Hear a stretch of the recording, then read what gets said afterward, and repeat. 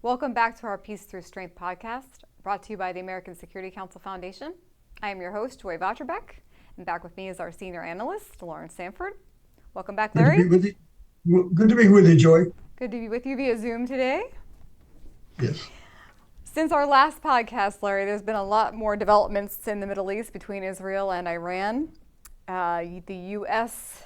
and European allies have asked Iran not to retaliate against Israel. And recently, China's Communist Government Party stated Iran has a right to retaliate against Israel. So today we're going to discuss Larry's latest article titled Iran Death to America, as well as the latest developments in the Middle East. And you can view all of our Larry's articles at www.ascf.us. Please consider becoming a member of the ASCF for $100 a year. That's less than $10 a month and includes a paid subscription to Substack and our newsletter.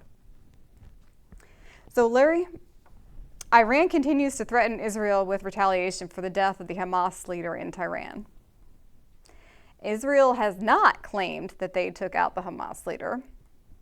However, it does not seem that Iran would want anyone to know that Israel could take out a target in the heart of the Iranian capital. Do you believe that Israel is capable of taking out a target in the Iranian capital of Tehran? Well, it looks like they certainly did, and they've done it before. They've taken out, in the past, the leaders of Iranian nuclear program. I think they took him out a couple of years ago. I think it's pretty well known that they have the capability of doing it. And if they didn't take out Hanaya, who did? Yeah, I'm pretty sure it was the Israelis. So I would have to guess that as well, even though they're not admitted to it at this point. But it doesn't seem like Iran would want people to know that anyway. But this whole concept of retaliation, that China is saying that Iran has the right to retaliate for the death of one man who was responsible for leading Hamas into murdering 1,200 Israelis. So I don't quite see the moral justification or the logic that says it's okay to retaliate against Israel when Iran is the main driver of Hamas and Hezbollah and the Houthis that is creating havoc all over the Middle East. I say take them out. And allow Israel to do what they need to do to retaliate. Yes. Yeah. And yes, China getting involved is an interesting twist, but it doesn't really surprise me, and I'm sure not you either. No, China is a malign influence on the world, and their goal is to take down American dominance and to replace it with Chinese dominance. And they're working with the Iranians and Islamists to further the goal. They're working together. They're working with Russia. We have this axis of evil, as our famous President Bush one time said. The axis of evil now is Russia, China, and Iran. And they all have the same goal. So even though their ideologies are different, they have the same purpose, and that is namely to take down America and Western civilization. So the sooner the United States wakes up to this on a general consensus, the better off we will be. Yes, and as your paper speaks to, this is Iran, death to America. Well, it was the death to America, of course, what goes back to the Korean War, when the North Koreans were saying that. But when Khomeini took power in 1979, he and the mullahs overthrew the last monarch of Iran, namely Shah Pahlavi. And they took over because they were generating a lot of turmoil within Iran. The Shah was modernizing Islamic society. In other words, women were being treated fairly. The West and the United States in particular were opening up businesses, working with the Iranian oil industry. So there was a westernization going on within Iran. And the mullahs, in their Islamic ideology, saw their power eroding. And that's the main driver of Khomeini taking over the revolution. And I'm glad you brought that up, Larry, because you walked right into my next question. I was going to talk about this from your paper and say that they were becoming a modernized nation. So when the Ayatollah overthrew was it Mohammed Reza you had in here, Reza Shah? Yes. They ended that modernization. Would you say that the same with the CCP? The government is the ones chanting death to America, not necessarily the Iranian people. Oh, I think we always have to distinguish, just like when we talk about China, we really are talking about the CCP, Chinese Communist Party. Right. I mean, the Chinese people, I have great respect and have great affection. Actually, my wife and I lived in Hong Kong in the 70s for a couple of years, and we had nothing but fond memories and recollections of our dealings with the Chinese people. And the same thing with Iran. We had also visited Iran, but Tehran, as a matter of fact, back in the 70s. And the Iranians were very friendly. You could see all sorts of stores and representations of the West popping up in Iran at the time we were there. And this was in the 70s. So by the end of the 70s, I'm sure there was even more profound influence of the West in the capital city of Iran and throughout the country. And if you're a Muslim mullah who hates Western civilization, this encroachment on your territory had to be indeed a driving force for the revolution. So Khomeini, when he takes over, he says death to America and death to Israel. And this whole thing about Israel is really just the first step in trying to take down Western civilization. Israel is the representative of Western civilization. Actually, the United States, is founded on Western civilization of Judeo-Christian entity and of individual rights and freedoms of speech and religion, freedoms of press, food. I mean, in Iran, under Sharia law, which they now live, women, if they don't have their hijab on properly, are going to get arrested and possibly die, as recently happened last year. A woman died in prison because she was arrested for not having the proper hijab on her head. So, and they throw homosexuals off roofs and hang them from cranes. Well, I think you made a good point, too, and this is one of your earlier papers where you were talking about the Iranian people under the Ayatollah are less Muslim now than they were back in the 70s. No one should want to live under a theocracy. And I would not only confine it to Islamic theology. I don't think anybody in America wants to live under a Christian theocracy either. The Western civilization, the United States in particular, separation of church and state is an absolute foundation of our freedoms. If you have the state and the church together, it inhibits freedoms, and there's all sorts of nasty ramifications. So Iran is no separation between church and state. And a problem with this Islamic ideology is that it's totalitarian. And the ideology is there is no separation between Islam and the state. So they work together and they control the lives from the way you pray and where you pray and where you eat, where you drink. And it's not something that's fun for an American who's used to freedoms. Much like, and I just saw in the paper the other day, the CCP is doing with the Catholic bishops there in their country. Well, China is trying to make everything Chinese. So church crosses are removed. And as we know, genocides being taken place in Xinjiang, in East Turkestan, or Xinjiang. And the same genocide is going on in Tibet. They're basically flooding the area with Han Chinese, the ethnic majority in China, and the minorities are being subjected. So not only are Muslims being persecuted in Xinjiang, or as the Uyghurs call themselves, East Turkestan, but it's in other minority areas throughout China that they're being subjected, so that everybody has to succumb to the Han China way of living and this control by the CCP. And another point I was going to make earlier when we were talking about the CCP and Iran is that they are indirectly supporting this war and their proxies by supporting Iran and buying their oil.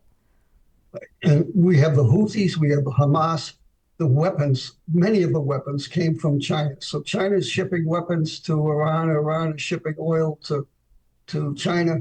There's an unholy alliance between Iran and China. And also, as you know, Iran is shipping drones and missiles to Russia to wage against the Ukrainians in the Ukraine war. So the Chinese and Iran, they're a malign influence and peace and stability in the world. And their main objective is to take down Western civilization. So Israel's just but the first step. They're the little Satan. The big Satan is the United States because we're the biggest and baddest. Yes, and biggest and baddest. So you hint at Iran possibly already possessing an atomic bomb, but not maybe announcing it. Do you believe that that's why the U.S. is sending a nuclear submarine into the Middle East? Well, I hope it works, but I mean, I'm not a big fan of kinetic warfare the way we do it. Either you declare war or you don't. And the perfect example is what's going on in the Red Sea. You know, the U.S. Navy is spending billions of dollars on missiles and deployments of ships, stretching thin the U.S. Navy, which is already thin, to take out missiles and sites in Yemen that are blocking the Red Sea. We went through this episode back in Vietnam where we didn't declare war. We just did things half-baked. And the North Vietnamese kept on bombing, and the Houthis that keep on bombing and shipping at missiles at ships. You got to declare war. If you don't declare war, we should impose total restrictions on Yemen until they don't have any missiles left to fire. And I just saw in the paper today where the U.S., after 3 years, is lifting some arms embargo against Saudi Arabia. We imposed the embargo on Saudi Arabia because Biden had called the Saudis pariahs for the murder of a journalist in Turkey. Yes, I remember. And it's pretty reasonable to assume that he was murdered. And it was a big hula about it. And so the U.S. called the head of Saudi Arabia a pariah, and we shut off shipping military aid to Saudi Arabia because they were assisting the Sunni central government in Yemen against the Shia rebels of the Houthis in northern Yemen. And so we stopped supporting Saudi Arabia in its fight against the Houthis. And all the Houthis have done have got stronger and stronger, and Iran keeps on supplying their fellow Shias with the missiles and the wherewithal to conduct this war. So now we have a real problem on our hands because we didn't have any alliances in the world. We worry more about the murder of one journalist who was against the regime. And we get in a big hoopla about it, whereas the real national interest would have been to support Saudis in taking out the Houthi rebels. Well, that brings me to my peace through strength solutions, and I know reciprocity is always a big one for you. So in your article, you write quite a bit about that. Yes. And playing on the social unrest in Iran. I'm a big believer in gray zone activities. Namely, we should do a lot more with social media. We should be supporting dissidents. There's 1.5 million Iranians that live in America. We should be using them to generate social unrest in Iran. Iran has social issues. There's a huge water drought, and they live in a high plateau where water is a real critical issue, and it seems to be getting worse with the so-called global warming. I would say climate changing as it has for the last 4 billion years, things change. And they have minorities, the Persians, who form roughly 65% of the population, but that leaves 35% of the population are Aboriginals, Arabs, Kurds. There's a whole bunch of minorities within Iran who aren't happy with the Persians.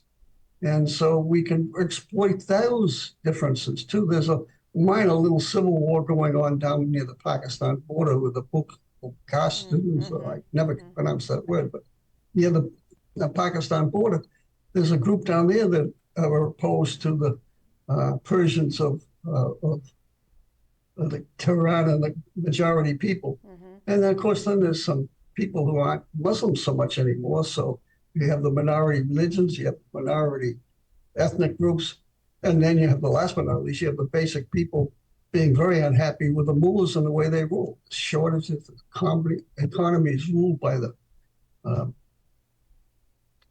Iranian Guard, So there's all sorts of social issues that we should be exploiting. So if they're causing problems here in the U.S., as you know, they've sent a Pakistani into the United States to kill Trump. They're supporting Palestinian protests all over the country. They're major players in that area. So they're trying to create social problems here in America.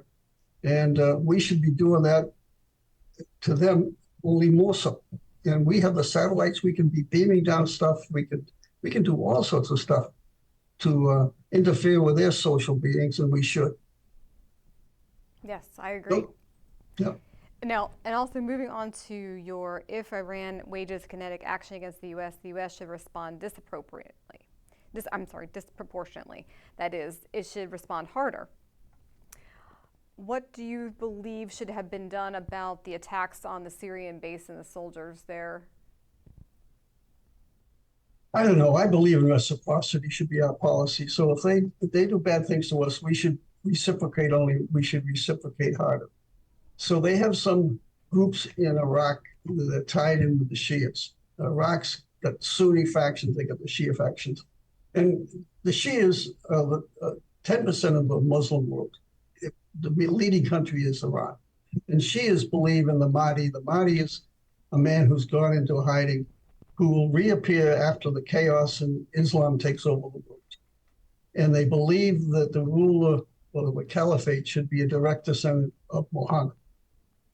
The Sunnis, which represent 90% of the world, including Saudi Arabia, Egypt, and most of the world except Iran, believe that the caliphate should be ruled by consensus. I'm not sure how they decide who the caliphate is. So, but they're the 90% of the world. So they've been fighting with one another for years, and they'll kill one another over ideology, but they'll get together to kill the infidel. So an enemy of my enemy is my friend is the sort of the marching orders. So I don't know what to do about that, Joy. So they have a Shia guerrilla group in militia group in Iraq that's lobbing missiles into the bases. What do? You take out that militia group that's headquartered in a mosque in the capital city of Baghdad? What do? I'm not sure I have an answer on that one. Look what's happening in Gaza. Israel's taking out Hamas, who are all headquartered in schools or mosques or hospitals, and the world is in an uproar. And yet the world wasn't in an uproar so much when 1,200 Jews were killed by the Hamas. So the irony is overwhelming. In fact, I think the latest missile they launched from Gaza was right next to a humanitarian relief refugee camp. Well, then that's what the Hamas does, and the people support Hamas. I mean, 70-80% of the Palestinians think Hamas is terrific. And we all know the United Nations is complicit in this. All the UN agencies, the schools, they were all aware of the tunnel building. Speaking of the tunnels, the Chinese equipment is the one that helped them build those tunnels, modern Chinese equipment. Yes, I read about that. So the Chinese are in there with their trying to stay below in the tunnels, but they're a major player in the UN. The United States should reciprocate. We should not be sending money to anybody in the PLO, the Hamas. We should be keeping the money for ourselves because these people hate us. They've been trained, they've been educated on the basis that Israel and the United States are the great Satans, and it's their moral duty as Muslims to take us out. Yes, so why do we spend the money? Most of the world now is open to who the UNRWA is, the United Nations Relief Works Agency. Yes. And see what damage they actually have done there. Yes. So the best way to have peace in Gaza is for the Israelis to take control, complete control, make sure there's no more remnants of the military force of Hamas, and then figure out a way to control it for a while. Who the heck knows how they're going to do that? Yeah, that's going to be an interesting situation. Yeah, there. well, they do the same thing in the West Bank. I mean, the West Bank's another area. I don't see any easy answer to that either, but basically Israel controls the West Bank militarily because if they don't, then they're going to have people invading their backyards with all sorts of weapons, and that they can't allow that to happen. No, and I can't see them wanting the Palestinian Authority in charge of any of that. Yeah. And look what's happened in Lebanon. So, I mean, Israel's got the problem in Lebanon, too, with Hezbollah on the southern border. 100,000 rockets. And where do these rockets come from? Iran. Mm. Iran's got its fingers in Hezbollah, Hamas, Houthis, Mm-hmm. and the United States. I mean, they have all sorts of agents and support groups in the United States. Well, Larry, we will see what happens in the next coming week or so and whether Iran retaliates or not. Let's hope nothing happens. I agree. Overtly, I anyways. agree. I hope there's enough deterrence there to, and coming from our allies in the U.S. to stop any further escalation. Yeah. Well, thank you very much, Larry, for coming on and talking about your article. Well, thanks, Joy. It was always a pleasure. And thank you to our listeners. Please subscribe, share, and comment on our YouTube and Rumble channels. You can also like and follow us on Twitter, Facebook, and Instagram.